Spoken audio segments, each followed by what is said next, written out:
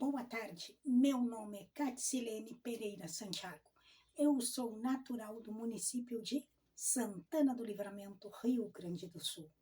O vídeo de hoje que eu estarei gravando é mais uma conversa um pouco informal e uma retrospectiva de alguns objetivos traçados para este ano. Alguns eu alcancei, outros não, mas o importante não é somente alcançar, é nunca desistir, nunca achar que já chegamos onde verdadeiramente deveríamos chegar, tá? Em que sentido eu afirmo isso? Quando eu inicio o ano, eu tenho sempre aquele propósito de colocar no papel mais ou menos umas 10 metas para serem atingidas no decurso do ano que iniciou-se.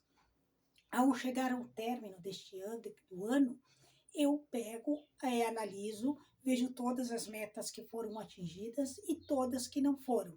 As que foram atingidas, eu glorifico a Deus Pai. E as que não foram atingidas, eu aprendi na minha caminhada cristã e também católica.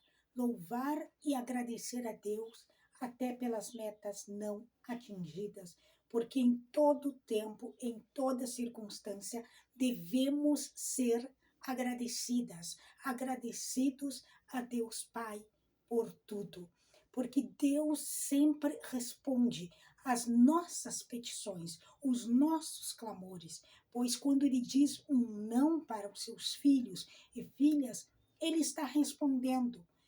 Não é a maneira como nós esperamos, porque quando nós pedimos algo, nós queremos receber. Só que Deus Pai, por ser um Deus que conhece todas as coisas, que nos criou, que sabe o que é melhor para nós, Ele sabe exatamente que aquilo que estamos pedindo será uma bênção ou uma maldição em nossas vidas. Toda bênção que for concedida fora do tempo, ela torna-se uma maldição. Eu já gravei em alguns vídeos anos atrás sobre este tipo de questão, sobre este tema também, sobre quando Deus diz não, quando uma bênção pode tornar-se uma maldição em nossas vidas. E eu usei um exemplo típico, um adolescente que chega para o seu pai e para a sua mãe e pede um carro de presente. E os pais dão este carro de presente, mas este adolescente é menor de idade, ele não tem carteira de motorista. Ele está preparado para dirigir? Não está. E mesmo que ele tivesse a idade legalmente autorizando ele a ter um carro, e se ele não tivesse carteira de motorista, ele está autorizado a dirigir? Não está. Um carro nas mãos de um adolescente que não tem a idade correta ou que não tem a carteira de motorista e tornar-se o quê? Uma maldição. E mesmo depois deste adolescente tendo a idade certa, tendo a carteira de habilitação, ele deverá cumprir sempre as leis de trânsito, cujas quais, se ele não cumprir, ele estará sendo penalizado. Então, muitas vezes, quando nós exigimos, esperamos uma bênção. E se Deus decidir nos dar fora do tempo, porque nós estamos insistindo, esta bênção será uma maldição.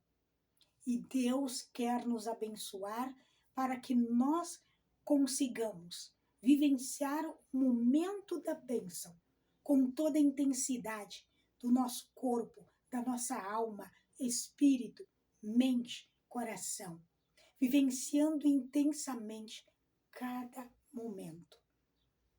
Nós estamos na reta final do ano de 2024. Eu chego neste período da minha vida, hoje eu estou meio sem voz, já faz mais ou menos quase um mês, estou atacada da alergia e me ataco das cordas vocais também. Mas estamos chegando no final de 2004 e eu começo a lembrar e a reviver todos os momentos marcantes da minha vida. E este ano foi um ano de lutas, um ano de perdas e um ano de ganhos em minha vida. Este ano, quando eu iniciei, eu poderia ter concluído a minha licenciatura em matemática em dezembro, início de dezembro do ano passado. Mas me faltava um trabalho para postar e eu tinha que postar, se não me falha a memória, no máximo desde dezembro do ano passado. E eu concluí o trabalho, se não me falha a memória, o 11. E aí os meus professores disseram que eu deveria esperar o 1º de janeiro de 2024 para postar. E eu fiquei, em primeiro momento, muito chateada, mas depois me conformei porque o trabalho já estava pronto, eu só deveria esperar iniciar 1º de janeiro, postar o trabalho e tudo estaria ok. E foi o que eu fiz. E eu queria, no 10 de janeiro, iniciar a minha primeira pós-docência para o ensino superior. E eu não tinha dinheiro. Mas eu clamei e determinei perante o plano espiritual, em nome santo de Jesus Cristo, que eu iniciaria a minha pós. Eu não iniciei o 10 de janeiro, mas iniciei o 10 de fevereiro. Eu estava em casa e a minha ex-cunhada, mãe das minhas sobrinhas, me ligou, me mandou uma mensagem, me perguntando se eu poderia cuidar de uma senhora doente, pousar com ela uma mãe de uma conhecida dela. E eu fui, era só para passar uma noite. Eu passei aquela noite, eu peguei ali, passei, peguei o dinheiro, muito feliz, comprei algumas coisinhas que eu precisava. E depois, no dia seguinte, 1 ou 2 dias depois, a filha desta senhora, da finada Dona Eva, que já partiu, que descansa em paz, entra em contato comigo, a Dona Carla, e que ela queria alguém para continuar cuidando da mãe dela, e ela não tinha encontrado ninguém. E ela me perguntou se eu desejaria cuidar da mãe dela. E eu assim aceitei. E assim, no meu primeiro pagamento, depois de ter iniciado a cuidar como cuidadora da Dona Eva, eu paguei 2 mensalidades, juntamente com a inscrição da minha pós. Então, eu fiz a inscrição, paguei mais uma mensalidade, que foram as 2. Então, eu iniciei a minha pós e pagando adiantado. Quando a Dona Eva, que já era uma senhora já de idade e sempre morou sozinha desde que o finado marido dela partiu, ela não adaptou-se com cuidadoras, ela não queria. E aí ela me dispensou. Eu peguei e paguei creio, mais 2 mensalidades da minha pós e determinei, eu não irei desistir da minha pós. Eu vou me inscrever sem dinheiro nenhum, eu vou tentar me inscrever numa 2ª licenciatura, que eu iria fazer mais à frente, vou fazer por agora, e não vou desistir. E vou me inscrever no CI ou em alguma agência para estágio, e com o dinheiro do estágio eu pago a 2ª licenciatura e mais a pós. E foi o que eu fiz, estou na luta até então. Eu concluí a minha pós, estou na luta agora para concluir a minha 2ª licenciatura em psicopedagogia e estou em período de férias da escolinha onde estou trabalhando como estagiária, EMEI Joca Paiva, e então estou chegando neste final de ano com muita bagagem de experiências vivenciadas, acima de tudo com Deus Pai, Jesus Cristo e o grande eu sou, acima de tudo com eles e com a Santa Igreja Católica Apostólica Romana. Pois foi um ano de desafios. Chegou perto da minha conclusão da minha pós, eu fiquei endividada. Um cartão de crédito universitário que eu não solicitei na agência Banrisul, eles me mandaram e eu comecei a pagar, dei continuidade pagando meu curso com um cartão. E não sabia que o cartão não estava debitado na minha conta. E eu não entendo nada de cartões, eu não entendo nada também de aplicativos. Eu baixei o aplicativo da agência Banrisul e eu não sabia usar o aplicativo. Aí, numa das tentativas, eu tentando compreender o aplicativo, eu percebi que o meu cartão não estava sendo pago. E fui até a agência. E ali uma das funcionárias me explicou que então que eu deveria retirar o cartão da conta, porque eu também não estava conseguindo cobrar o meu dinheiro. O valor do cartão estava junto com o limite, estava junto com tudo na conta e me trancou todos os serviços. E aí ela, mexendo ali no sistema, ela verificou que o cartão não estava debitado na conta. E aí ela me disse assim, ele não está debitado. Eu digo, então vamos debitar. E ela falou, mas você quer debitar? E eu digo, quero. Porque eu estava crente que o cartão estava debitado. E eu estava pagando os meus cursos com o cartão. E agora gerou uma dívida, e esta dívida do cartão de crédito se tem juros, e se não for pago, será como uma bola de neve. E dito e feito, então o cartão acabou me trancando a minha vida financeira, e eu depois, por fim, já não estava conseguindo cobrar o meu dinheiro que eu estava recebendo, e estava usando o limite da própria agência, do banco, para pagar os meus custos. E quando o banco colocou um valor para que eu conseguisse utilizar, quando esse dia eu não consegui utilizar nada. Então foi uma luta de fé para que eu conseguisse concluir. Eu pedi dinheiro emprestado, eu também pedi dinheiro na Câmara de Vereadores, eu lutei para que eu conseguisse concluir a minha pós, estou lutando para concluir a minha segunda licenciatura, que eu concluirei em máximo em fevereiro, em nome santo de Jesus Cristo amado. Porque é um sonho meu, é um objetivo meu. Então, como eu coloquei na minha vida cursar psicopedagogia, eu poderia ter dito, eu já tenho uma licenciatura, eu já concluí a pós, quem sabe Deus não queria que eu concluísse a psicopedagogia. Pelo contrário, eu creio que tudo aquilo que Deus coloca em nossos corações, ou que nós colocarmos na presença de Deus Pai como um objetivo, uma meta de vida, nós devemos ter fé. Devemos lutar e devemos clamar até recebermos a bênção, até recebermos a graça.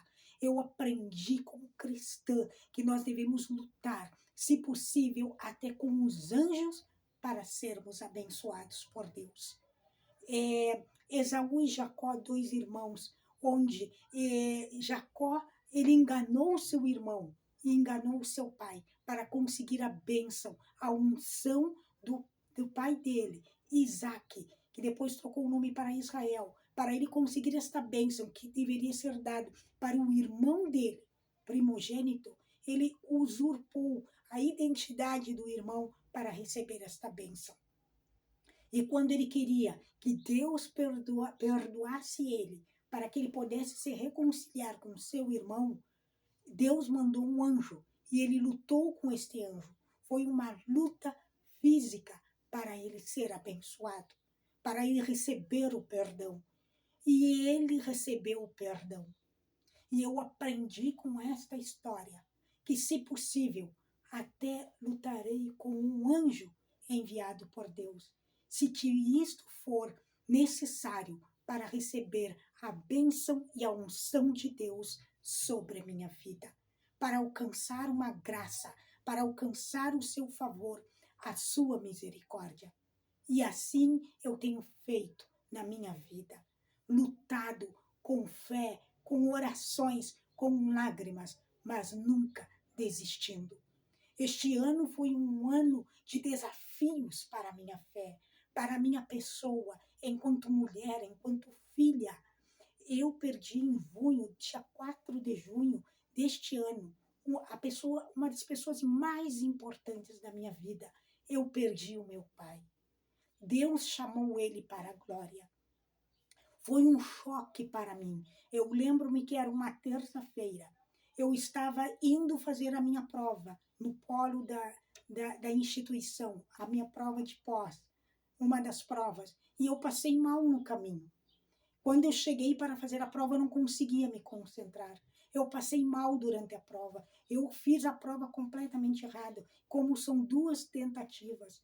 Eu retornei, quando eu fui fazer a segunda, eu ainda fiz mal. E quando eu cheguei no emprego, eu vi uma mensagem da minha mãe. E eu pensei comigo, algo aconteceu. Minha mãe não me manda mensagens no horário de trabalho. Para estar me enviando mensagem, alguma coisa ruim aconteceu. E ali eu ouvi a mensagem dela, o áudio, que ela disse que meu pai havia falecido. Eu fiquei em estado de choque, eu não sabia se chorava, o que acontecia. Eu vim para casa naquele estado de choque. não chorava nem nada. Mas eu lembrava que na sexta-feira eu olhei para o meu pai e ele já vinha muito magrinho, muito fraquinho, meio muito debilitado, e eu olhava, mesmo que o laudo tenha atestado que foi um problema de coração, eu olhava para o meu pai e lembrava de quando eu tive anorexia. E o meu pai estava muito magrinho e não estava comendo, e eu insistindo para ele ir ao médico. E ele não querendo comer e cada vez mais magro, eu disse: meu pai tem anorexia. É o espírito da anorexia que eu tive em 2004 que está acompanhando ele. E o espírito da anorexia é um espírito de morte. E aí eu lembro que chegou na sexta-feira, no finalzinho de maio, porque o meu pai morreu dia 4 de maio, e eu gravei meu último vídeo antes da morte dele, o dia 2 de maio, que foi um domingo. Chegou na sexta-feira, eu estava na residência dele e da minha mãe, ali fazendo um lanche, jantando. Quando eu olhei para o meu pai, me angustiou mais ainda a minha alma, que já passava angustiada toda vez que eu olhava para ele. E eu vim para a minha casa, e aí eu sentada, assistindo um vídeo, eu se lembrei dele, me veio a fisionomia dele na mente, eu clamei muito rapidamente naquele momento e senti, eu digo, o espírito de morte está rondando o meu pai. Eu digo, eu tenho que mandar uma mensagem para os meus irmãos, dizendo que os meus irmãos que estão em outra cidade deverão vir para Santana do Livramento, porque o nosso pai vai morrer. Isto foi na sexta-feira. Sábado eu me angustiei e meu pai não estava muito bem ainda. Domingo ele não estava ainda 100%. E eu com aquela inquietude e com aquele mau pressentimento. Cheguei segunda do trabalho e o meu pai, quando eu entrei, estava só ele em casa, ele sorriu. Eu digo, pai, como é bom te ver sorrindo, como tu está bem, pai. Agora tu está melhor, eu estava preocupada contigo desde a semana passada, pai, desde sexta-feira. Faça o favor, deixa de ser teimoso, vá consultar, vá para o hospital, lá eles vão te dar alimento com sonda. E não fica em casa. Pai, tu tá querendo o quê? Sair de dentro de casa morto, numa cadeira de rodas morto, porque tu não está querendo comer e tu estás muito magrinho. E aí eu falei isso para ele na segunda. E na terça-feira eu recebo a notícia, que eu já estava no meu emprego, recebo a notícia que ele morreu. E aquilo para mim foi uma dor tão forte, porque é uma dor que eu não superei ainda.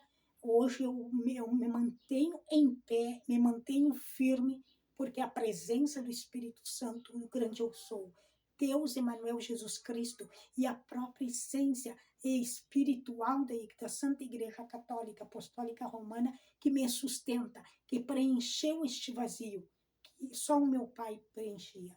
O vazio que é dele ninguém conseguirá preencher, a não ser a presença daquele que é Pai poderoso e superior, que é o que supriu e está comigo no lugar também que era do meu finado pai, perdão, Jaime Freitas Santiago.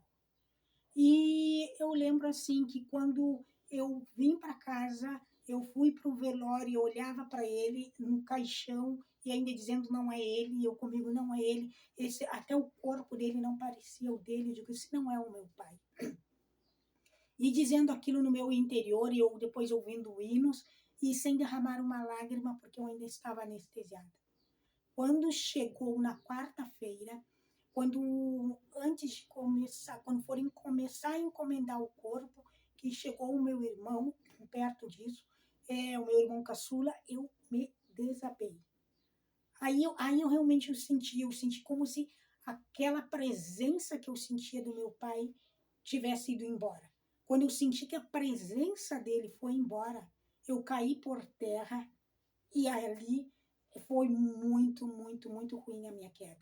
Eu senti como se tivessem aberto um buraco no chão dentro da sala velatória e eu tivesse caído naquele abismo profundo, tivesse ido lá embaixo e depois eu subi.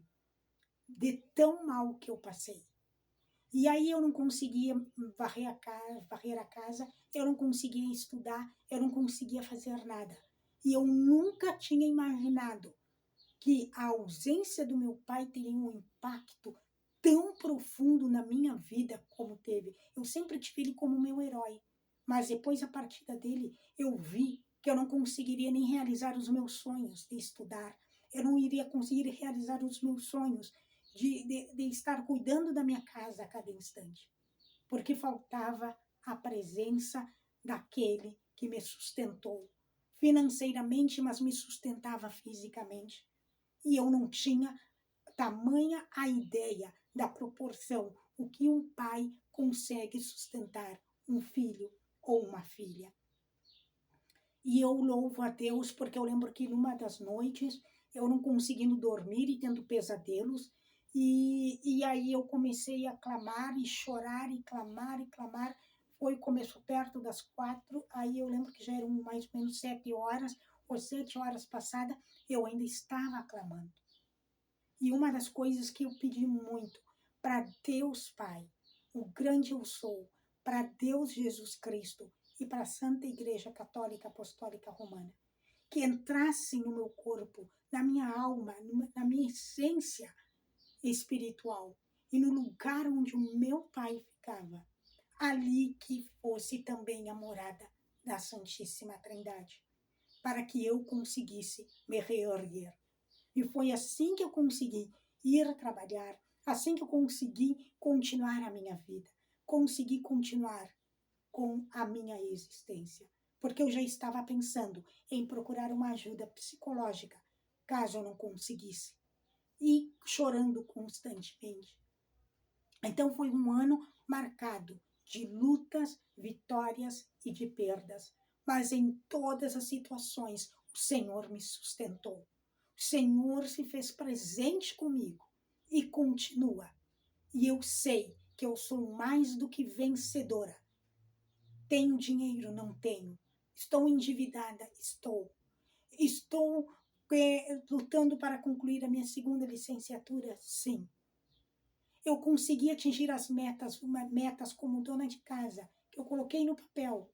Eu dividi por áreas da vida. E como dona de casa, que era reformar alguns cômodos. Nem isso eu consegui. E os cômodos que eu passei para o papel, que eu queria arrumar até o final deste ano, ainda com muita chuva e muitas goteiras que tem, justamente esses cômodos foram os mais atacados e estão prejudicados. Eu teria todos os motivos do mundo para dizer que eu cheguei ao final deste ano, estou chegando com muitas tragédias na minha lista de pessoa, de mulher cristã e católica. E eu pensando esta semana e lembrando de tantas coisas ruins, e quando eu pensando que eu passaria um Natal sem dinheiro, já que eu tinha feito alguns planos para o Natal, e não imaginava estar endividada, o Espírito Santo falou ao meu coração, bem assim: Caticilene, se você tivesse recebido um bom emprego, estivesse ganhando super bem, não estivesse endividada, e você tivesse concluído sua pós e mais a sua segunda licenciatura, você estaria dizendo: posso todas as coisas naquele que me fortalece. Eu venci, não por mim, mas porque Deus me deu a vitória, porque eu não tinha recursos nenhum e Deus providenciou até a minha pós. E eu, quando o Espírito Santo falou no meu coração, esta semana, eu olhei para mim mesma, sentindo-me mal, ingrata, e pensei: não, se eu tivesse tido todos os recursos, tivesse alcançado tudo que eu sonhei e planejei para este ano, eu não conseguiria dizer que Deus supriu todas as minhas necessidades, que eu venci através da fé e através da ação do Espírito Santo de Deus Pai na minha vida, que eu venci com a bênção e a unção da Santa Igreja Católica Apostólica Romana. Porque seria muito fácil eu dizer que eu concluí uma pós, pagando todas as mensalidades, tendo todos os recursos. Seria fácil dizer que eu estou concluindo uma segunda licenciatura, pagando as mensalidades, tendo todos os recursos? Onde eu conseguiria dizer que eu senti e vi a ação e o mover de Deus Pai agindo de forma milagrosa, sobrenatural na minha vida? Mas a partir do momento que eu iniciei os meus cursos em relação a eles, a minha vida profissional, sem nenhum recurso, eu posso dizer sim, Deus me colocou, Deus me sustentou, eu venci em nome santo de Jesus Cristo amado. Então, onde tudo parece perdas, houve ganhos. Eu posso dizer, foi um choque tremendo ter perdido meu pai, porque eu creio que não era ainda o momento dele, mas Deus o levou com um propósito. Mas dentro deste período de dor, eu ainda aprendi a ser muito mais independente de Deus Pai e de Jesus Cristo e da Santa Igreja Católica Apostólica Romana, porque eu posso afirmar com experiência de vida que Deus Pai, o grande eu sou, que Jesus Cristo e que a Santa Igreja Católica Apostólica Romana nos sustentam quando temos fé, quando nos colocamos, quando nos quebrantamos diante dos seus pés e do seu altar. E isto é algo que ninguém conseguirá fazer eu pensar ao contrário, porque eu estou vivendo isto na minha vida. Ninguém teria condições de me sustentar depois da morte do meu pai, a não ser o próprio Deus Pai, a não ser a própria Igreja Católica Apostólica Romana. Eu desejo a vocês um ótimo final de ano e que vocês coloquem nas orações de vocês, agradecendo as metas que vocês atingiram e as que vocês não atingiram neste ano. Coloquem para o ano de 2025, mas peçam sempre para o Senhor, ensina-me a viver por fé, a fé que vem de ti e que esteja em ti. Ensina-me a viver confiando. Ensina-me no sim e no não a ser agradecida, a ser agradecido. Ensina-me, em meio às lágrimas ou aos sorrisos, a confiar e a depender de ti. Deus Pai, ó grande eu sou, ó Jesus Cristo santo e amado, ó Santa Igreja Católica Apostólica Romana. Que Deus abençoe vocês. Um ótimo final de ano com as bênçãos e a luz eterna e perpétua de Jesus Cristo, nosso Senhor. Amém, amém. Glória a Deus, aleluia e shalom.